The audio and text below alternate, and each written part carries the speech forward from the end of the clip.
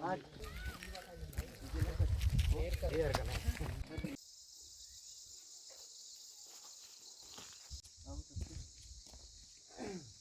नाला कहाँ गया, फिर वो गायब हो गया? नहीं हुआ पहले। अब बोलने कितने बड़े पत्थर 2 मीटर के नाले में नहीं।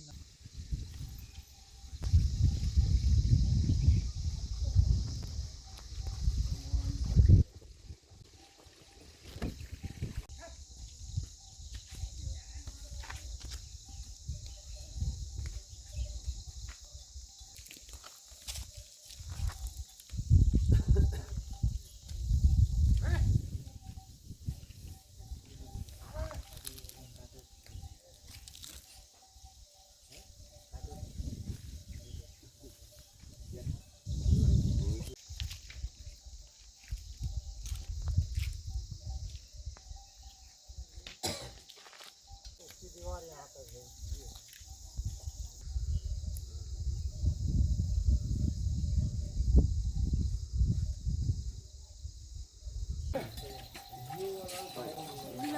बड़ी गंदी चल रही है।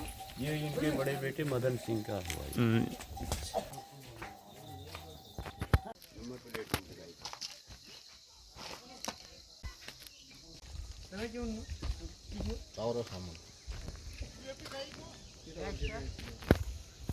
मानसूनी आपदा ने इस बार बड़े पैमाने पर कहर बरपाया। जुलाई 6, 7, 8 की आपदा और उसके 2 महीने बाद 11, 12, 13 सितंबर की आपदा। ज़िले में 8 जाने गई है। गुमदेश का मटियानी क्षेत्र जो रौसाल के करीब है और उसका नकीला तूक, इसकी त्रासदी अपने आप में बेहद भयावह है। जो तमाम पत्थर दिख रहे हैं ये कोई रोखड़ नहीं है, कोई नदी का हिस्सा नहीं है।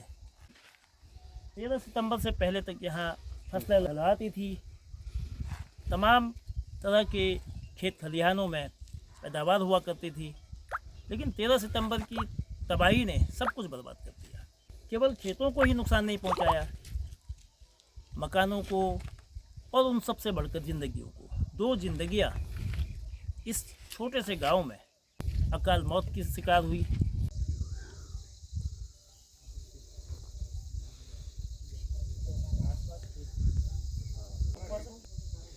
किला तोक में कभी इस स्थान पर जिंदगी खिलखिलाती थी, जीवन की सांसें चलती थी, उम्मीदों का आसरा था।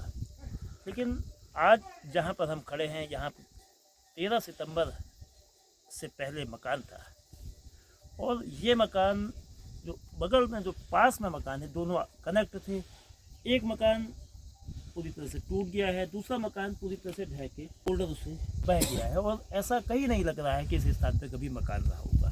और इस मकान में 60 साल की बुजुर्ग शांति देवी ने भी अंतिम सांस ली। मकान में जो ऊपर की पहाड़ी दिख रही है, उस स्थान से भारी मलबा आया, और उस मलबे में 13 सितंबर की 11 बजे की सुबह के वक्त मकान में दबी, और अगले दिन 14 सितंबर को उनको रिकवर किया गया। शांति देवी जी के बेटे मदन सिंह जी हमारे साथ हैं। तो उस दिन क्या वाक़या हुआ था और तब से अब तक इस स्थान के हालात कितने बदले हैं? तो मतलब घटना क्या रही? 13 सितंबर कहाँ थी? माँ जी अंदर ही थी, और 7-8 आदमी तो अंदर ही थे, वो तो बाहर आ गए, और वो अंदर ही थे। एक बहू दबी की थी यहाँ पर, और 5-6 आदमी उधर थे, उधर वाले मकान में। सब तब तक निकल चुके हाँ, वो थे? निकल, बारिश में अंदर ही थे, वो निकल चुके थे बाहर को। हाँ, मतलब माता जी कैसे, मतलब अंदर ही फंसी रही? उन्हें मालूम नहीं, देर से चला वो आने तक ऊपर से मकान ढह गया ना, बाहर निकल गए थे, वो ऊपर से लिंटर सीढ़ी उतरी तो वहाँ से लिंटर गिर यानी गया। कि मकान के लिंटर में ही हाँ, दब गई। देवी जी के पति मान सिंह जी भी उस दिन की भीषण आपदा हुई, उससे वो आज भी नहीं उबर पाए हैं, और पूरे घटना को याद करते हुए रोंगटे खड़े होते। क्या हुआ था मान सिंह जी उस दिन? बारिश लगी हुई थी, और बारिश लगी हुई थी तो दिन के 11 बजे थे। दिन के 11 बजे थे। 11 बजे टाइम में, और मैंने यहाँ पर वो किचन बना रखा, और मैंने दाल रखी थी, वो दाल कुकर में दाल रखी थी, मैंने वहाँ धोती, और उधर धोती लाने गया तो धोती पहन के खा दिया, और ऊपर से तब तक आ गया, ऊपर से पूरा पहाड़ आ गया वहाँ से। तो मैंने कहा और कि निकलो निकलो करके बच्चे तो निकल गए वहाँ से, बच्चे निकल गए तो वो कुछ लेट डिपार्ट हो गए हैं और वो लेट डिपार्ट से ऊपर से लेंटर धंसने से नीचे यहाँ पर दब गई वो। अच्छा, हाँ, तो राहत कार्य जो बचाव कार्य था, निकालने का जो काम था, कितना समय लगा, कैसे सूचना प्रशासन तक पहुंचाई? प्रशासन को तो वहीं और उसी दिन पहुँच गए थे, 11 बजे का टाइम तो था, चले गए थे वहाँ। और रात में आने जाने का साधन नहीं था। वहाँ से हमारा भाई का लड़का है वहीं लोहा घाट में रहता है वो, उसने सारा सूचना करी, वहाँ से मशीन भी आई तो और गाड़ी भी आई और पुलिस वाले भी आए। अब रात में चलते चलते गाड़ी और रोड भी साफ करनी ठहरी और चलना आगे को 11 बजे और बुरगिला पहुँचे वो।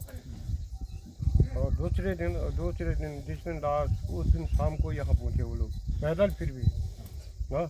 और तब तक पुलिस वालों ने और जो भी आए थे और यहाँ पर और डॉक्टर लोग भी पहुँच गए थे, उन लोगों ने कहा निकाल देती हैं अब और फिर इसी टाइम में निकाली थी। मदन सिंह जी, क्या फिर मुआवजा जो प्रभावित परिवार मृतक के परिजनों को जो राहत राशि मिलती है आपदा में, वो भुगतान हो चुका है? 4 लाख रुपये।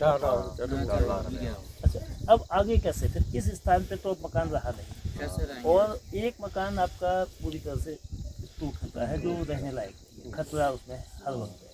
तो आगे की ज़िंदगी को कैसे देखते हैं?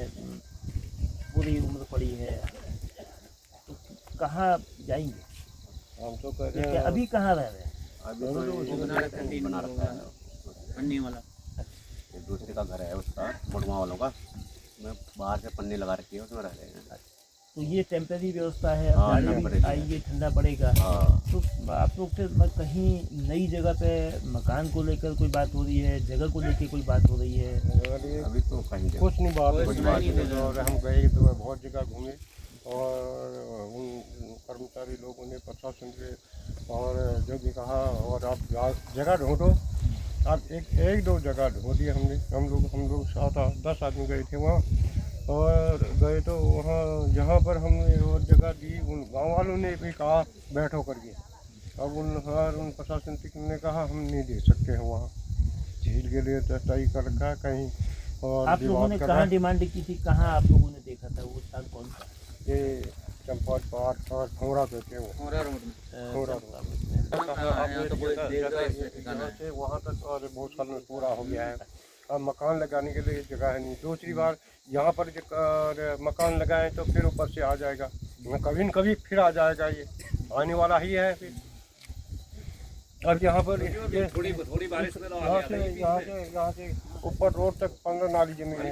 अब 15 नाली जमीन की और पूरा सत्यानाश हो गया। अब जाए तो मकान लगाए तो कहाँ लगाएंगे? अच्छा, ये इलाके मतलब खेत था इसमें, इन जगहों में खेत था पूरा, बगैर था। ये बड़े ये देखो बड़े पेड़ लगे हैं, ये बगीचा हुआ पूरा। तो ये बगीचा खेत यहाँ तो सारे पेड़ पौधे बागवानी आम दिख रही है, आम है जो कि कटहल है और ये पेड़ नीचे गए सारे। किला तोप का जो ये मकान है, इस मकान की जो बदहाली है, जो भारी तबाही हुई है बड़े बोल्डरों से, ये मकान अब वीरान नहीं है, क्योंकि एक किशोर की ज़िंदगी भी इसमें समाई है। जगदीश सिंह 11वीं के छात्र थे। 13 सितंबर के दिन जो पहाड़ी से भारी मात्रा में मलबा आया, जिसमें बड़े बोल्डर आए और ये मकान भी उसकी चपेट में आया। शांति देवी पहले मौत हुई थी, तो जगदीश सिंह जी के जो भाई हैं राजेंद्र जी नाम है, तो उस दिन का क्या वाक़या था? कहाँ थे आपके भैया और कैसे ये दुर्घटना घटी?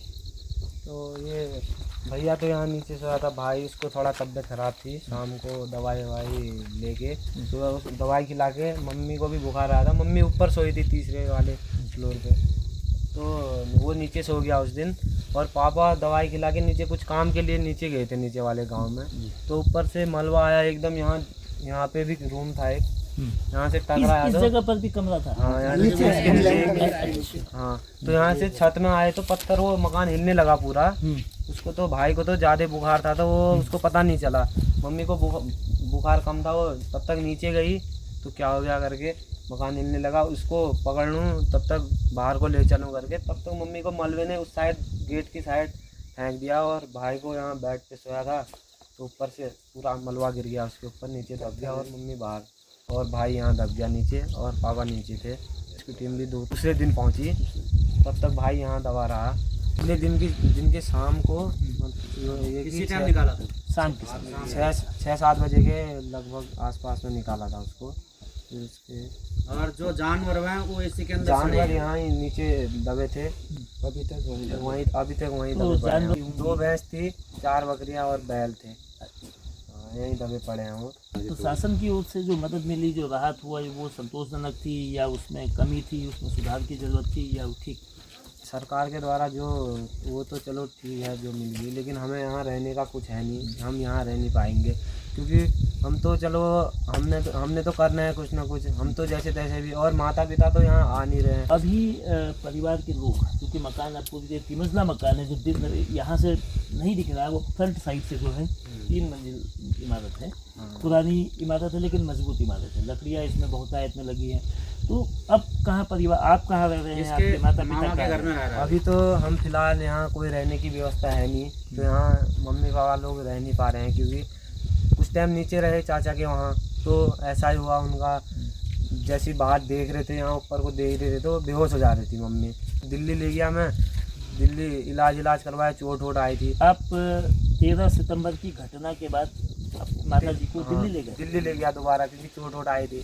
उसके बाद घर लाया तो यहाँ अभी मैंने 5-7 किलोमीटर दूर मेरे मामा का घर है मडवा में, तो वहाँ पे अभी छोड़ा है। आप शासन से कोई टेम्प्रेरी तौर पे रहने की कोई व्यवस्था, किराए में रहने की कोई, या कहीं और किसी सरकारी इमारत में तो रोकने की व्यवस्था के लिए कहा गया? अभी सरकार की तरफ से ऐसी कुछ व्यवस्था नहीं है कि कहीं रहें, ऐसी व्यवस्था कुछ नहीं है। तो सरकार ने बोला था कि कहीं ज़मीन वमीन देखो, हम आपके नाम में करवा देंगे, वहीं कोई रहने की स्थिति और मकान के लिए पैसा देंगे, ऐसी कुछ मिला नहीं कि हमने देखी थी। हमारे ताऊ लोग और ये भाई लोग सब गए थे वहाँ देखने के लिए, एक चंपावत के पुंगरा नाम ग्राम में देखी थी, वहाँ के लोग भी बोल रहे थे कि रह लो, सरकार की ज़मीन थी। तो वहाँ कुछ हमें सरकार ने दिया नहीं, बोला कि यहीं रह लो और ये मलबा हम हटा के वैसा ही कर लेंगे, लेकिन ये तो हट नहीं सकता है और मेरे माता पिता तो यहाँ आ नहीं सकते हैं। हम तो भूल ही नहीं पाएंगे कि हमारे यहाँ ऐसा हुआ था करके, हम तो कभी भूल नहीं सकते इस चीज़ को, इस घटना को ना। अच्छा, अब यहाँ मतलब आने की, रहने की संभावनाएं बहुत ही कम है, बहुत ही कम है संभावना। एक डर, एक भय और डर, भय बहुत हो गया क्योंकि यहाँ अब छोटा सा, जैसे वहाँ भी रह रही है मम्मी, छोटा सा बर्तन भी गिर रहा है तो उनको बहुत ज़्यादा भय हो जा रहा है, वो बिस्तर से उठ के बैठ जा रही है थोड़ी देर, ये क्या हो गया करके उनको लग रहा है कि ये मकान भी गिर जाता है। अब बहुत ज़्यादा भय हो गया। इस गांव में रहने की बात तो दूर, यहाँ आने की भी नहीं है, तो वो तो आ ही नहीं रहे हैं। इस गांव में रहने की कुछ ऐसी व्यवस्था है नहीं। अच्छा, सरकार की ओर से यानी कि प्रशासन की ओर से ये कहा गया है कि किराए में रहने पर 6 महीने तक प्रति महीने 4,000 रुपये दिए जाएंगे, तो आप लोग कोई किराए वाली व्यवस्था भी देख सकते हैं क्या? हाँ, किराए वाली व्यवस्था अभी रहेंगे हम। अभी हमारे पास यहाँ तो रहने के लिए घर मकान लगाने के लिए कुछ है नहीं। मान लीजिए हमको या लोहाघाट में मिले ज़मीन पुनर्वास या चंपावत में मिले, उसी हिसाब से हम रूम लेंगे वहाँ, कि हम काम भी तो करेंगे वहाँ, कि हम यहाँ चंपावत में मिलेगी, हम चंपावत में कमरा लेंगे, वहाँ रहेंगे। जो 6 महीने का किराया होगा वहाँ मकान भी बनाते रहेंगे भी। तब इस चक्कर में हमने अभी रूम कुछ मिल गया है। जब ज़मीन मिल जाएगी हमको, उसके बाद हम रूम लेंगे, वहीं से मकान की तैयारी करेंगे। लोगों के सामने अपनी समस्याएं हैं, क्या आने वाले वक्त में होगा? 13 सितंबर और आज 23 अक्टूबर, तकरीबन 1.5 महीने का समय हो चुका है। नकेला के लोगों की ज़िंदगी में भय, खौफ, एक अज्ञात डर अभी भी मन में समाया हुआ है। वो कहाँ रहेंगे, वो क्या करेंगे, आगे कैसे जिएंगे, उनके बच्चों का क्या होगा, उनके भविष्य का क्या होगा, उनके रोजी रोटी का क्या होगा। ये जो जीप दिख रही है, ये जीप, ये पिकअप इस स्थान पर खड़ी रही, ये यहाँ कैसे आई, इसको पिकअप के स्वामी जब बताएंगे तो उससे आपदा के मंजर की, आपदा के दंश की कितनी खौफनाक वो त्रासदी थी वो बताएंगे। रतन सिंह जी, आपकी पिकअप ये कहाँ थी और कैसे यहाँ आई? जो आपदा उस दिन आई थी सितंबर में, तो क्या हुआ था? सर इसमें आपदा ऐसे ऊपर से जो गड्ढा दिख रहा है वहाँ कितने मीटर दूर से तो ये अभी लगभग ऊपर लंबा तो बहुत कम से कम 2-3 किलोमीटर से आया है। ऊपर जहाँ से आए लास्ट दिख रहा है वहाँ से आया है। पेड़ दिख रहे हैं जो यहाँ पे जो दिख रहा है वहाँ से हमको तो यही दिखा, जो गड्ढा दिख रहा है नीचे सबसे नीचे ज़्यादा दिख रहा है। वहाँ पे ऐसे आई थी बिल्कुल तूफान की तरह, बड़ा एकदम जैसे बादल फटते हैं वैसे आगे पूरी तबाही। रोड यहाँ से कम 500 मीटर ऊपर है। वहाँ पर गाड़ी खड़ी थी मेरे मकान के ऊपर जस्ट, तो वहाँ से गाड़ी ऊपर हवा में ही आ गई है। जब भूकंप आया तो पहले में ही हुआ, ये कम से कम 3 बार आ चुका है। 3 बार आया है, 1 बार 2 बार तीसरी बार। पहली बार में आके गाड़ी यहाँ पहुँचा है, दूसरी बार में आगे फिर ये सीधा वाला यहाँ वाला गया, तीसरी बार में फिर वहाँ पर चला गया। तो कम से कम बहुत बड़ी दुर्घटना हुई इसमें। तो आप कहाँ थे जब ये तो हम जब ये आपदा थी करीब सुबह दिन में 11 सवा 11 के आसपास थी, तो हम अपने गांव में ही स्थित वहीं थे। तो बारिश लगातार चालू ही थी, तो उसमें ऊपर आ भी नहीं पाए। कोई ऐसे ही था, कोई इतना लोग मदद आता भी नहीं, ये अचानक कुदरती आया हुआ है। कोई गजरा आम गजरा नहीं है, ये कुदरती बना हुआ है। तो यहाँ कितना डर है या डर से डर ही उबरने डर की- डर ही डर साहब। देखिए ऊपर सारे मकान खोखले पड़े हुए हैं, कहीं कुछ नहीं कहीं कुछ नहीं। किसी मकान दरार है, कहीं कोई कैसे है, किसी कोई मकान पर जड़ी नहीं है, सब साफ हो चुके हैं। तो खौफ ही खौफ है, आप देखने में ही खौफ लग रहा है। तो इसका क्या बताएं, खौफ नीचे भी खौफ ही है, इसमें भी इधर सब खौफ ही खौफ वाली ज़मीन है। इसमें क्या करेंगे, इससे डर तो डर ही है, ना कोई रोजगार है ना कोई कुछ है। तो देखो आप पिकअप कितने समय पहले खरीदी? पिकअप वैसे 27 अगस्त को पिकअप निकाली थी मैंने, 1 सितंबर को भी ये हो गया। तो मुश्किल से 15 दिन लगभग आई थी, लाके खड़ी करी ही थी। ऊपर पार्किंग था, पार्किंग पर खड़ी थी। मटियानी का नकेला नए आपदा केंद्र के रूप में सामने आया है, लेकिन इस घटना से 3 साल पहले यहाँ से 8 किलोमीटर दूर सुल्ला एक गांव है, 4 लोगों की मौत 21 अक्टूबर 2021 को वहाँ भी हुई थी। उस मकान में भी स्लाइड हुआ था और मकान पूरी तरह से नेस्ताबूद हो गया था। एक ही परिवार के 4 लोग मारे गए थे। तकरीबन 3 साल बाद हालात गुम देश के उस क्षेत्र में जहाँ कुछ वक्त पहले तक जीवन खुशगवार था, लोग सुकून से जीते थे, अपनी अपनी ज़िंदगी जी रहे थे, कुछ रोज़गार यहाँ कर रहे थे, कुछ रोजी रोटी के लिए इस क्षेत्र से बाहर दिल्ली और दूसरे स्थानों पर थे। लेकिन 13 सितंबर की आपदा ने नकेला की ज़िंदगी को एकदम नए मुहाने में ला दिया है, एक ऐसे संकट के चौराहे पर लाया है। उनके सामने जो सवाल हैं वो गांव के लोग अभी बताएंगे। हमारे साथ नकेला गांव के बुजुर्ग किशन सिंह जी हैं।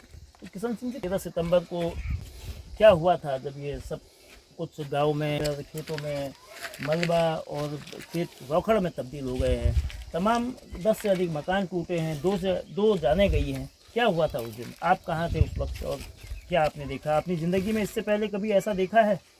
न मैंने ज़िंदगी में ऐसा कभी देखा और न ही भगवान से प्रार्थना करता हूँ कि कभी ऐसा मंजर दोबारा देखने को आए।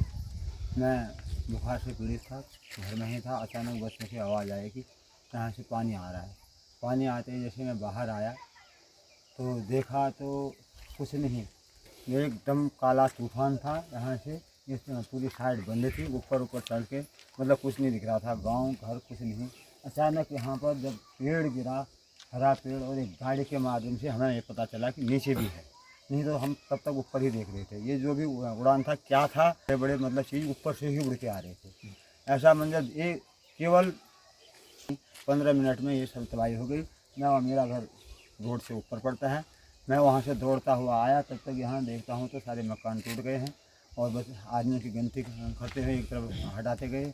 लेकिन बाद में 2 आदमी उनको ढूंढते बड़ी मुश्किल से मलबे से दवाई एक को निकाला और जीवित थी, अभी भी हॉस्पिटल में है वो।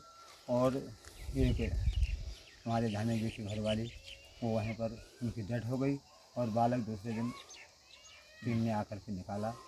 और क्या बताएं, कुछ नहीं, न रोज़गार न खाने को, देखने को तो आधा खेत हमारा बचा हुआ है। इसमें से हमने कुछ नहीं रहा, सब सारा सूख गया। आगे को भी यही आश्वासन है कि करते रहो। अब इसमें क्या, बिगड़ पानी का हम कुछ कर नहीं सकते हैं। पानी की लाइनें टूट चुकी हैं, सब कुछ चुका है। अब घर बेघर हो चुके हैं लोग।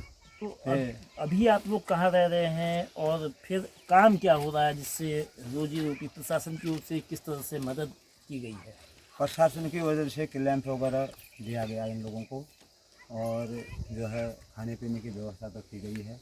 अब से मकान में रहने को अभी जो को हमारे यहाँ हम देखिए खानदान के लगभग लोग रहते हैं, तो कोई किसी के में एडजस्ट ऐसे करके रह रहे हैं।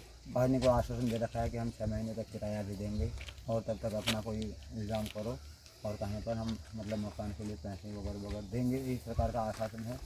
अब उसमें कब देते हैं, कहाँ देते हैं, अब सबसे समस्या तो यह है कि कितना देगी सरकार मकान लगाने को। जिसको हिम्मत थी कि हमें कुछ थोड़ा सहारा मिल रहा था उसको करें, अब ना हमारे पास हिम्मत है और नहीं कुछ है, नहीं कोई कहीं ऐसी जगह सुरक्षित जगह है।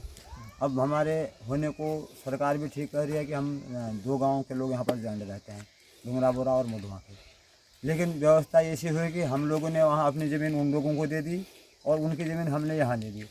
अब इस समय हम वहाँ जाएँ भी, अब देगा कोई, एक देगा भी वहाँ पर मकान लगाने को जगह है कि नहीं है कि, और वहाँ लगाएँ पूरा नया ताज़ा पर बना कर कब बनाएंगे। अब चलो बच्चे तो कहीं बाहर जा रहे हैं कुछ कर रहे हैं, लेकिन हम अब 40-50 साल से ऊपर 60-70 साल के हम लोग कहाँ जाएँ। कुछ निराशा से मतलब दिन लगाएँ, सुबह उठते हैं यही रोकर देखते हैं, जिसको लहलाता खेत था दुनिया भर के लोग आकर के फ़ोटो खींचे थे, आज यही फ़ोटो जारी हैं, ये सारा बंजर हो चुका है। प्रशासन ये कह रहा है कि इसको हम ठीक करा देंगे, रहने के आप लोग कहीं सुरक्षित जगह पे इसी इलाके में देखिए, तो क्या प्रशासन के इस आश्वासन पर उनका ये भी कहना है कि भूगर्भ शास्त्री की जो जियोलॉजिस्ट की रिपोर्ट है वो खतरे वाले गांव नहीं इसे बताया गया है, जी हाँ। ये सेफ है, तो क्या आप लोग यहाँ रहने पर विचार भी कर रहे हैं? पहली बात तो यह है कि हमको पहले तो पूरा डर है भाई भविष्य में फिर आ जाएगा, माना कि फिर बनाते हैं हम जो लोग यहाँ पर जितने खड़े हैं। हमने यहाँ पर शुरुआत की थी कि हमारे दादाजी ने शुरुआत की, दादाजी की कमाई की, बाप की कमाई की, अपनी गई। अब थोड़ा बहुत जो जिन लोगों के बच्चे कमाने वाले थे उनके बच्चों की तरफ से हमने कमाई लगा के हमारा चला गया है। अब नई सृष्टि हमको रचनी है, अब कहाँ जाएँ कहाँ नहीं, सुरक्षित है भौगोलिक स्थिति में वो कहते हैं कि सुरक्षित है, ऊपर से मलबा आया था ठीक कर देंगे। अब कब वो ठीक करेंगे कब करेंगे, पहले समस्या तो वो है कि भाई हमें तो पहले सुरक्षित जगह चाहिए, अगर नहीं मिल रही है तो इसको ठीक तो कराएं, कहीं रहने की मतलब व्यवस्था तो हो, कब कराएंगे। अब हमको तो इस समय चाहिए ना, ज़रूरत है इस समय हुई हमारी। अब जाने को भी परेशानी है, बच्चों का स्कूल है, महिलाओं का है, उसका है, किस किस को देखें किस किस को छोड़ें, मतलब हमें कुछ अभी हमारे असमंजस में हम कुछ समझ में नहीं आ रहा, हम कोई फैसला नहीं कर पा रहे हैं। हम भरोसे थे सरकार की भी कहीं पर व्यवस्था हो जाए, कहीं पर कोई ऐसी सुरक्षित जगह मिला, बाकी भी नहीं तो मकान लगाने को भी जगह मिला। बाकी लोग अब हम तो इसमें मेरा मकान ठीक है साहब, ज़मीन गई है, मकान ठीक है, अब मैं ये भी नहीं बोल सकता हूँ कि हमारी ज़मीन की मरम्मत करो, क्योंकि पहले तो मकान वालों का मकान चाहिए, सबसे मेन समस्या उनकी है। अब भाई बिरादरी है, अब गाँव से पलायन हो रहा है, मकान वाले जाते हैं तब भी उदासी है। हमें बहुत हो रही है, वैसे हमको परिवार को समझाने में दिक्कत हो रही है ना। एम साहब ने हमसे कहा कि आपको मैं कैसे समझाऊं, तुमको समझाने में हमें बहुत परेशानी हो रही है। उनके लिए भी इतना बड़ा क्षेत्र है, मतलब हर क्षेत्र से लोग जा रहे हैं, तो समझाने में बड़ी प्रॉब्लम हो रही है। वैसे हम अपने परिवार को समझाने में जो प्रॉब्लम उनके लिए हो रही है वो हमारे लिए भी हो रही है कि हम कैसे अपने परिवार को समझाएं। समस्या ये हो गई है कि हमारे यहाँ लगभग आज तक हम लोग सुरक्षित जगह रहने वाले लोग हैं, हमें ऐसा कोई नहीं, क्योंकि हम तो शहरों से डरते हैं, जैसा ठुल्ला में हो गया, वो भी जगह नंबर 1 में यह है, तो नंबर 2 में वो भी थी, वो भी एक दिन प्लान वाली जगह थी, और वहाँ हो गया। अब ऐसी जगह हो जा रहा है कि जहाँ मतलब जो जगह हम मतलब भविष्य में सुरक्षित मानते थे वैसी जगह हो गया है। अब क्या कहें, कहाँ जाएँ, भाग्य को तो हमारे साथी है। अब आश्वासन के लिए तो ठीक है देंगे, अब ये कम से कम अगर उस समय पानी का वो हो जाता तो जितना खेत बचा था उसमें धान होते। अब गेहूँ के लिए हम बुआई करें, किस काम में लगें, तो हमारे ये थोड़ा मतलब जो दिल में वो है उसमें थोड़ा बिजी रहे हम। अब हमें काम करने को भी कुछ नहीं है, करें तो क्या करें। अब इसमें ना बैल चला सकते हैं हम, न कुछ करा सकते हैं, पानी की व्यवस्था नहीं है, पाइपलाइन जुट जाती चलो थोड़ा बहुत उसमें लग जाते, थोड़ा किसी में किस तो करते, धीरे धीरे ये काम हो जाए। अब काम चालू होता तो काम चालू हो रहा है भाई, एक धीरज वो होती, करेंगे, आश्वासन है ठीक है हमारा। और डीएम साहब का मैं तो बड़ा आभारी हूँ कि वो हमारे क्षेत्र में भी पहुँचे, जिन लोगों को भी जो भी मतलब देना था उन्होंने मतलब 22 हाथों हाथ दे गए, और धन्यवाद करता है उनको। और बाकी की समस्या अब जो आगे को है, अब हमको जल्दी चाहिए, अब उनके लिए बहुत लंबा क्षेत्र है और सरकार भरोसा वही है कि अब उनका ही भरोसा है।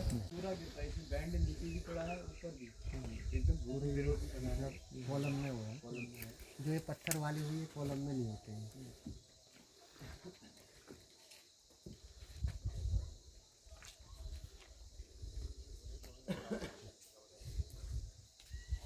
और ये तबाही के जगह जगह अवशेष पड़े हैं।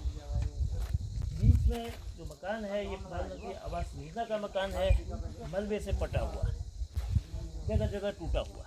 लेकिन उस मकान के दाहिनी ओर और बाईं ओर दोनों तरफ इस समय नौखड़ की हालत है। इन दोनों स्थानों पर भी मकान हुआ करते थे, जो 13 सितंबर की तबाही में जमींदोज हो गए। नरेंद्र सिंह जी उस मकान में रहते थे। नरेंद्र सिंह जी, क्या हुआ 13 सितंबर को, और अब जो ये मकान था कितना बड़ा था, उस समय घर के भीतर कौन कौन लोग थे, तो कैसे जान बचाई? सर, घर के अंदर सारे लोग थे। 11 बजे का टाइम था और एक ऐसी आवाज़ थी कि जैसे लगा लो 10 हेलीकॉप्टर एक साथ डाउन कर रहे हैं। मैं अचानक से घर से बाहर निकला, जैसे मैंने दरवाज़ा खोला, मैंने रास्ते से ऊपर की तरफ गया, सिर्फ एक ही चीज़ें दिखी मेरे को। जितने आसमान तक मेरी नज़र पहुंची उतने आसमान तक पत्थर और सिर्फ काला। मैंने इतने में सबको आवाज़ मारी, मम्मी थी, दादी थी, मेरी वाइफ थी और छोटा 1 साल का बच्चा था, कि मतलब वहाँ से यहाँ आने तक सिर्फ भगो भगो भगो। और जैसे वो दरवाजे पर पहुँचे उनको मैंने फेंक ही दिया। जैसे फेंक दिया तो उतने में मकान में वार कर दिया। मतलब सिर्फ 1 सेकंड भी लेट होता तो सब कुछ ख़त्म था। के बाद 13 सितंबर पूरे दिन भर रात भर एक खौफ सामने होगा। तो उसके बाद 13 सितंबर की रात कैसे कटी, कैसे राहत हुई? 14 सितंबर को क्या हुआ? सर, क्योंकि 13 सितंबर की हमारे 10 से 12 परिवारों की राहत सिर्फ भगने में गई। वो रात हमारे को दोपहर 11 बजे से लेकर के दूसरे दिन 8-9 बजे तक सिर्फ भगने में ही थे। यहाँ से भगते ऊपर साइड गए, वहाँ भी जब आवाज़ें आ रही थी उन्होंने वहाँ से भी भग गए, उनकी फैमिली भी ऊपर भगो, वहाँ भग रहे, कोई बोल रहा ऊपर से आ रहा है उधर भगो। सिर्फ पूरा दिन और शाम को रात भर भगने में ही थी। और दूसरी चीज़ें और सब मिल गए थे। 2 लाशें ऑलरेडी दबी हुई थी मकानों के अंदर, जो कि मेरे चाचा का लड़का जगदीश इसी मकान के अंदर, और ऊपर एक दादी थी। तो उस रात हमारी ऐसी भी थी। फिर दूसरे दिन 8 बजे के करीब रेस्क्यू टीम पहुंची, तो वो स्टार्ट किया रेस्क्यू टीम ने। तो 12-1 बजे के करीब ऊपर शांति जो नाम की दादी थी उनको निकाला, और 7 से 8 बजे तक रेस्क्यू करते करते जगदीश को निकाला। इसके अंदर इतने बड़े पत्थर थे, जो ये भी दिख रहे हैं, ये अंदर से सबने उठा के यहाँ डाले हुए उस गेट से। अब यानी कि 13 सितंबर 14 सितंबर के बाद आप लोगों के रहने की क्या व्यवस्था है और भविष्य के लिए क्या? सर, रहने की व्यवस्था ये है कि 3-4 परिवार ऑलरेडी किराए में जा चुकी हैं, और हम भी कभी रिश्तेदारों के यहाँ पे रह रहे हैं जैसे सभी लोग। पर मैं भी अब कब तक रहूँगा रिश्तेदारों के यहाँ तक, मैं भी अब किराए में जाने के इस बीच में मैं भी किराए में चंपावत हो या टनकपुर हो, लोहाघाट हो, वहाँ, क्योंकि हमारे यहाँ किराए में भी मतलब मकान होते नहीं है, सिर्फ लोगों के वही होते हैं कि जो लोग रहते हैं अपने लायकी बनाते हैं। कब तक उसमें हम लोग गुजारा करते हैं। 2 समस्याएं भविष्य को लेकर आएंगी, रोजी रोटी की समस्या एक, और कहाँ बसेंगे, कहाँ रहेंगे। सबसे पहले सरकार से बात हुई, प्रशासन ने बोला हमारे को कि आप लोग कहीं भी सिविल में जगह ढूंढो, यहाँ से लेकर के चंपावत तक। तो हमने जगह ढूंढी, हमारे यहाँ ऐसी जगह है ही नहीं। मैंने उस दिन जाके डीएम सर को भी बोला था, सर हमारे यहाँ सिर्फ एकदम खड़ी पहाड़ी है, वहाँ पे ऐसी जगह है ही नहीं। और उसके बाद में हमने उनसे बोला, हमने चंपावत में 1-2 जगह देखी जो फुगर गांव बोलते हैं। फुगर गांव में वहाँ के लोगों ने हमको बोला भी कि यहाँ पे जेल बन रही है करके पता चला। उन्होंने बोला कि आप लोग कितनी जगह ले लोगे, 12 परिवार हो, 12 नाली, तो आप लोग यहाँ बह जाओ। मतलब प्रशासन ने फिर हमारे को बाद में ये बोला कि आपके गांव में ही हो सकता है। इस जगह को हम बिल्कुल खेतों को पुराने खेत की तरह बना देंगे। उन पत्थरों को देख सकते हो कि ये खेत कैसे बनेंगे। मिट्टी की तो नाम ही नहीं है यहाँ पे, सिर्फ पत्थर ही पत्थर है, मिट्टी तो है ही नहीं। कैसे यहाँ पे खेत बनेंगे और कहाँ हम घर बनाए? इस रोखड़ में तो बना नहीं सकते। दूसरी चीज़, नीचे का जो गांव है सिर्फ वो उतना ही है। कोई अपने घर के अगल बगल में किसी के 2 लड़के हैं, किसी के 3 हैं, वो भी अपने घर के अगल बगल में प्लस करते रहेगा। कोई भी जगह देने को तैयार नहीं है। सिर्फ प्रशासन पे उम्मीद लगाए बैठे हैं कहीं जगह देगी, मकान बनाएंगे, क्योंकि ये गांव है सर, गांव में किसी के पास इतना इनकम सोर्स होती नहीं है, खेती बाड़ी करके वो करते थे। अब सबका कहना है कि हमारे पास ना खेत रहे ना कुछ, सिर्फ कहीं भी मार्केट के नज़दीक हमारे को थोड़ी थोड़ी जगह देंगे, हम मकान बना के लेबरी करके कोई सब्जी की रेड़ी या फल फ्रूट की रेड़ी या किसी होटल पे काम करके अपना बच्चों का पेट पालन कर सकते हैं। ये कोई रोकड़ नहीं है। ये इस स्थान पर 13 सितंबर तक लोग रहते थे, एक इमारत थी, लेकिन अब हालात ये हैं कि इसको कोई नहीं बता सकता है कि इस स्थान पर कभी मकान रहा होगा। मकान भी था, मकान में लोग भी रहते थे। शुक्र बस इतना है कि उन सब की जो मकान में रहते थे ज़िंदगी बच गई, लेकिन मकान ढह गया। भारी मलबा जो क्लाउड बस्ट के बाद आया, और ये जो पत्थर दिख रहे हैं, ये तमाम पत्थर ऊंचाई से आने वाले सूना खोले से आए हैं। तो उमेद सिंह जी उस मकान में रहते थे, मुखिया है परिवार के। तो क्या हुआ, मकान आपका था, कैसा मकान था? 1 मंजिला था, 2 मंजिला था, कितने लोग रहते थे? 13 सितंबर को वाकया क्या हुआ? आप लोग जब उस वक्त तमाम जगह ये घटनाएं घटी, तो आप कहाँ थे, आपके परिवार के लोग कहाँ थे? मकान 1 मंजिला था, पीछे उसके गौशाला बना था। मैं किचन में खाना बना रहा था और कमरे में नाती नातने थे, 2, एक नाती एक नातनी। उनकी आमा वहाँ पर उनको देख रेख कर रही थी, और बहू गोठ में गाय बच्चों का गोठ साफ कर रही थी। तो इतने में जब आवाज़ आई तो मैं बाहर आया, खाना बना रहा था मैं। तो इतने में जब आवाज़ ऊपर आई तो मैंने देखा, बाहर आके मैंने कहा ऊपर से को अंधेरा सा रहा है, फटाफट निकलो। मैंने बहू को कहा, मेरे नाती नातने और लड़का वो मोबाइल में लगा था, और फटाफट उनको कहा मैंने, भागो यहाँ से। भागे तो हम इस मकान के सामने जब पहुँचे, उस समय हमारा पूरा मकान गाय बच्चे सहित गौशाला सहित बह गया। आँखों के देखते हुए जब हम थोड़ा सा 1 सेकंड का टाइम लगा, हमें ऐसा लगा कि हम काल के मतलब ग्रास बनने से छटक गए। पूरी ज़मीन ही, ये गांव ही पूरा जा रहा है, ऐसा अनुभव मुझे लगा। वो ज़मीन में नहीं आ रहा था, वो आसमान से बिल्कुल इतनी जोर की आवाज़ हुई। ऊपर से जब आया, उससे तेज़ आते हुए गिरा, जब वो परमाणु बम की जैसी आवाज़ आई। अब आप लोग अभी वर्तमान में कहाँ रह रहे हैं, और फिर आगे जो मकान आप लोगों भविष्य में कहाँ रहेंगे? वर्तमान में सर, ये बड़े लड़का जॉब करता है होटल लाइन में पंजाब में, वो भी घर आया था, घर ही था तब तक। उसने वो रोड में जिसमें रह रहे हैं हम, वहाँ पर वो मकान बनाया था, उसमें हम गए नहीं थे। अभी उसमें नया नया लेंटर पड़ा है और दरवाजे नए फिटिंग हो रही थी, तो उसमें हम गए नहीं थे। फिर उसमें उस दिन तो हम यहाँ रहे नहीं, ऊपर किसी और के मकान में गए, ऊपर यहाँ से करीब 500 मीटर ऊपर उनके वहाँ रहे 2 दिन तक। फिर लाइट व्यवस्था हुई तीसरे दिन यहाँ, और सौर ऊर्जा व्यवस्था हुई मिली। डीएम साहब आए, उन्होंने सारी व्यवस्थाएं दुरुस्त की, तो रोड वहाँ तक गाड़ी भी आने लगी, और हमें राशन पानी बर्तन कुछ भी नहीं था, राशन पानी बर्तन सब भेजे तो हमें मिला। 1-2 दिन तो हमने उनके यहीं खाना भोजन बनाया, वहीं खाया। फिर उसके बाद उसमें रहने लगे, और उसी में एक ही कमरे में हम सारे लोग रहते हैं। बच्चों को हो गया भय, हमारा जीवन मतलब यानी कि शाम की टाइम से, मतलब जीवन का शाम, तो बच्चों का जीवन है, वो कहते हैं इतना भय हुआ तो हम यहाँ नहीं रहना चाहते हैं इसलिए, और इस गांव में तो बिल्कुल ही नहीं बनाना चाहते हैं, और अन्य जगह कहीं सरकार व्यवस्था करे तो ठीक है, नहीं तो कोई कुछ न कुछ अपना रास्ता चुनेंगे। तबाही का मंजर है वो प्रकाश सिंह जी और उनके भाई हीरा सिंह जी के मकान के हालात को देख के समझा जा सकता है कि क्या हुआ था। प्रकाश सिंह जी, उस दिन आप लोग कहाँ थे, परिवार में कितने लोग थे, लोग मकान के भीतर थे, मकान के बाहर थे, और कैसे जीवन बचाया?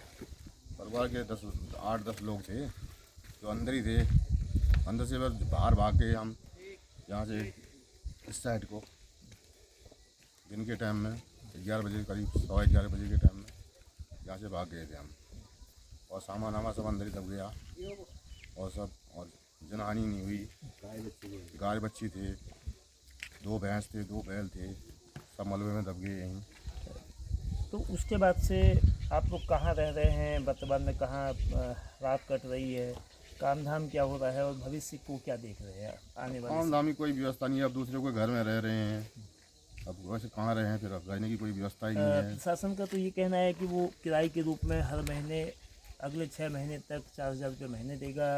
पुनर्वास के लिए अगर कहीं जगह है तो मकान बनाने की व्यवस्था। अब सरकार ने कोई व्यवस्था नहीं की, किराए का कोई बताया नहीं हमारे को, किराया कोई दे नहीं रहे। देगा तो लेंगे, देगा तो हम लेंगे किराया। अब प्रशासन हमारे को कहे तो सही तुम्हारा किराया मिलेगा 6 महीने का। तो अभी फिर रोजी रोटी कैसी चल रही है? पहले तो रोजी रोटी खेती बाड़ी करते थे, ज़मीन थी, खेती बाड़ी से चलती थी। अब तो कोई ज़मीन भी बची नहीं है हमारे पास। तो खेत भी मलबे में तब्दील हो गए हैं? खेत पूरे मलबे में तब्दील हो गए, अब कोई खेत बचे ही नहीं है। अब किसानी करने लायक भी खेत नहीं बचे हैं। अब इतने बोल्डर में कहाँ से काम होगा, अब जीवन यापन करना मुश्किल हो गया इंसान के लिए। तो सुरेंद्र सिंह जी की ज़िंदगी किसी तरह बची, कान में भारी मलबा आया है और आंगन भी साफ हो गया है। तो क्या हुआ था सुरेंद्र सिंह जी उस दिन? सर उस दिन ये हुआ था जैसे ऊपर से आ गया था मलबा। जिस दिन आए तो हमारे बच्चे इसके अंदर ही थे। तो ये परिवार था, मम्मी पापा थे, बच्चे थे, सारे लोग अंदर ही थे। जब अंदर थे तो जैसे आवाज़ आई थी तब बच्चे बाहर निकल के देखा तो तब तक ऊपर से यहाँ पर पहुँच गया था ये। तो इतनी जल्दी में फिर बच्चों को निकाला बाहर। बच्चों को निकाल के नीचे के रास्ते भाग के उधर को गए हम सीधे वहाँ को। इधर से तो पूरा यहाँ तक पहुँच गया था, ये पत्थर पहुँच गया था, मलबा आगे पहुँच गया। जैसे यहाँ पहुँचे निकलते ही तो पूरा यहाँ भर गया था पूरा। यहाँ से निकल के बच्चों को वहाँ ले गए, वहाँ से भगा के उधर से भी पहाड़ी तक के आगे थे। बड़ी मुश्किल से जान बचा थी, वहाँ से भाग के नीचे से निकल के नीचे वाले गांव में गए जिसमें आंगन था पूरा। अच्छा, ये साफ हो गया है पूरा साफ। अच्छा, तो अंदर भीतर नुकसान तो नहीं है ना? नुकसान सर मलबा अंदर तक भर गया था इसमें। ऊपर से पूरा मकान, बड़े बड़े पत्थर आए थे, बोल्डर आए हैं सर, जिनसे मकान में दरार है पूरे। अंदर तो अंदर से भी दरार है, बाहर से पूरे मकान में दरार आई है। तो रहने लायक नहीं। अभी जैसे टेम्परेरी के साफ करने के लिए हम यहाँ आते हैं, रात को हम यहाँ नहीं रहते हैं। कहाँ रहते हैं? नीचे दूसरे गाँव में। बस ये रहने के लिए उनसे रखा हुआ, रहने की कोई ऐसी व्यवस्था नहीं है। दिन में तो ऐसे आ जाते हैं थोड़ा काम करने के लिए, सफाई कर रहे हैं इसलिए। रात को यहाँ ही रहते हैं, दूसरे गांव में दूसरों से मकान ले रखा है उसे रहने के लिए। उनके पास भी नहीं है, थोड़ी ऐसी व्यवस्था कर रखी है। कोई ये फर्श नहीं है, नकेला का ये मकान भी नहीं, लेकिन कभी इसमें एक इमारत होती थी और वो सरकारी इमारत थी, आंगनबाड़ी केंद्र। 6 साल की उम्र तक के बच्चों को पढ़ने से लेकर उनके स्वास्थ्य और तमाम एक्टिविटीज़ को लेकर वो केंद्र था, लेकिन अब नहीं है। और ये त्रासदी भी उसी आपदा की मार से हुई है जो 13 सितंबर को नकेला के लोगों ने झेली है। दिव्यांशु छोटा बच्चा है, उनके दादाजी है। वो क्या था पहले यहाँ पर आंगनबाड़ी? ये कब बना था आंगनबाड़ी केंद्र? 2008। तो उस दिन क्या बारिश की वजह से केंद्र बंद था या क्या बात थी? बच्चे क्यों नहीं थे? और बारिश की वजह से बंद था। बारिश की वजह से स्कूल भी बंद थे। सब पहले मतलब प्रशासन की ओर से भारी बारिश को देखते हुए जो इंटर तक के स्कूल और आंगनबाड़ी केंद्र बंद रखने का एक समझदार भरा फैसला लिया गया था। और उसकी परिणति ये हुई कि जिंदगियाँ बच गई बच्चे नहीं होने से। तो अब 1 महीने से ज़्यादा हो गया है, तो ये आंगनबाड़ी केंद्र के बच्चे कहाँ जा रहे हैं? अब वहाँ स्कूल में व्यवस्था कर रखी है। जो भयावह आपदा थी, उसके बाद यहाँ के लोगों की मनस्थिति क्या है, यहाँ के लोगों के काम की स्थिति क्या है, यहाँ के लोगों की रात काटने की स्थिति क्या है, इन सब को लेते हुए प्रशासन से आप लोग कई बार मिले, प्रशासन ने अच्छी पहल भी करी, कुछ मदद तात्कालिक रूप से दी। तो लोगों की दृष्टि क्या है, क्या वो चाहते हैं? क्या एक राय है कि यहीं रहेंगे? क्या इस तरह की कोई सहमति बन रही है कि नहीं, यहाँ नहीं, कहीं और सुरक्षित जगह? सर पहली चीज़ तो जो 12 लोग हैं जिनके मकान नहीं है, उनको तो बिल्कुल इतना डर है कि यहाँ रहना ही नहीं है। और दूसरी चीज़ सर, हमारे जो यहाँ पे काम काज होता है वो सिर्फ खेती बाड़ी होती है। जिन लोगों के यहाँ पे मकान है, कम से कम 50 परिवार है, 50 में से आप 10 परिवार 12 परिवार माइनस भी करते हैं तो 38 परिवार करीब यहाँ पे तब भी हैं। उनके लिए तो सरकार को फिर भी वो करना चाहिए। जो हमारे यहाँ का खेत है वो आधा से ज़्यादा तबाह हो चुका है, बिल्कुल पत्थर और मलबा। तो काम की स्थिति कुछ भी नहीं है। अब जैसे धान की कटाई हुई, जो भी खेत बचे थे, उसके बाद अब गेहूं की खेती करने के लिए पानी का साधन चाहिए, हर चीज़ चाहिए। न यहाँ पे अब पानी आ रहा है क्योंकि गूलें सारी टूट चुकी हैं, सब कुछ हो चुका है। अब ये क्या करेंगे और क्या खाएंगे? और वैसा ही हम लोगों का हुआ है, जिनके मकान ही नहीं है, हम कहाँ रहें? खेत तो बाद में रहने के लिए पहले, और जितने परिवारों के मकान टूटे हैं उनको तो यहाँ रहना ही नहीं, क्योंकि उनकी पूरी कमाई ज़िंदगी भर की उनकी जैसे मैं हूँ, मेरे पापा की, मेरे दादा की कमाई, मेरी तक कमाई जा चुकी है। तो ऐसे ही सबका है। अब इस गधेरे में लगा के हम क्या करें? सिर्फ यहाँ पे देखने को कुछ नहीं है। सवेरे उठते हैं रोकड़, शाम को सोते हैं रोकड़, उसके अलावा न कोई काम न काज, कुछ भी नहीं। बेशक तारीख बदल गई है, आज 13 सितंबर नहीं है, अक्टूबर का चौथा हफ्ता है, लेकिन जो आपदा के जख्म हैं, आपदा के निशान हैं, आपदा के घाव हैं, वो जगह जगह हैं। लोगों का डर के भीतर समाया खौफ अभी भी 13 सितंबर की याद दिला रहा है। मकान 10 से अधिक टूटे हैं, खेत जो लहलहाती फसल अब रोखड़ में तब्दील हो गई है। लोगों के सामने कई सवाल हैं, वो कहाँ रहेंगे? इसी स्थान पर रहेंगे तो क्या वो जगह सुरक्षित होगी? इस नकेला तोक से कहीं दूसरी जगह रहेंगे तो उनकी रोजी रोटी का क्या होगा? मकान यानी कि जो उनका पुनर्वास और विस्थापन की स्थिति है वो कब तक पूरी होगी? डिस्ट्रिक्ट मजिस्ट्रेट नवनीत पांडे ने कुछ अच्छी पहल करी। इस त्रासदी के बाद उन्होंने मुआयना किया, लोगों को तात्कालिक राहत देने की कोशिश करी। जिन 2 लोगों की मौत हुई थी उनके मृतक आश्रितों को राहत राशि के रूप में जो 4-4 लाख रुपए दिए गए, और अन्य फौरी मदद भी प्रशासन की ओर से, आपदा प्रबंधन विभाग की ओर से की गई है। लेकिन ये मदद तात्कालिक है। लोगों के सामने बड़े सवाल हैं, उनके भविष्य का क्या होगा, उनके बच्चों का क्या होगा? 13 सितंबर के पूर्वाह्न 11 बजे का जो मंजर था वो उनके दिलो दिमाग में इस कदर खौफ पैदा कर रहा है कि मानो कि एटॉमिक अटैक हुआ हो, इतना ज़्यादा शोर इस कदर था। उसके एक बानगी ये पिकअप जीप तो 500 मीटर दूर सड़क से यहाँ पहुँची है। तमाम खेतों में फैले हुए पत्थर, ऐसा लग रहा है कि ये यहाँ खेती फलों की, धान गेहूं के न होके पत्थरों की हो रही है। भविष्य को लेकर वो आशंकित हैं और प्रशासन को संजीदगी से इस मामले को देखना होगा कि जो नकेला गांव है आपदाग्रस्त जो है वो आपदा मुक्त हो, लोगों का जो भय है वो भयमुक्त हो, और उसके लिए लोगों से संवाद करके ऐसा रास्ता निकालना होगा कि उनका डर दूर हो, उनको छत मिले और छत के साथ उनको रोजी रोटी की व्यवस्था मिले, उनके बच्चों का जो भविष्य है वो भी सुरक्षित रहे। अगर इन सब सवालों के जवाब मिल सकेंगे तो प्रशासन की पहल प्रशंसनीय होगी। लेकिन जो लोगों की अपेक्षाएं हैं, उन अपेक्षाओं को वो चाहते हैं कि जल्द से जल्द पूरा हो। अभी उनके सामने रात काटने का भी संकट है। कुछ लोग अपने रिश्तेदारों के वहाँ रह रहे हैं, 2 लोग जो ग्रामीण चंपावत में किराए में रह रहे हैं। तो ऐसे अनेक लोग हैं, यानी कि भय इस कदर है कि वो अपने गांव से, अपनी मिट्टी से दूर होने को मजबूर हैं। ऐसे हालात में प्रशासन और सरकार को, मुख्यमंत्री पुष्कर सिंह धामी का ये निर्वाचन क्षेत्र वाला जिला है, तो कोशिश ये करनी चाहिए कि जल्द समाधान हो, लोग जल्द आपदा मुक्त हों, ताकि उनकी रोज़मर्रा की ज़िंदगी ठीक वैसे ही पटरी पर आए जैसे 13 सितंबर से पहले आती थी, ताकि वो अपने भविष्य की ओर बढ़ सकें।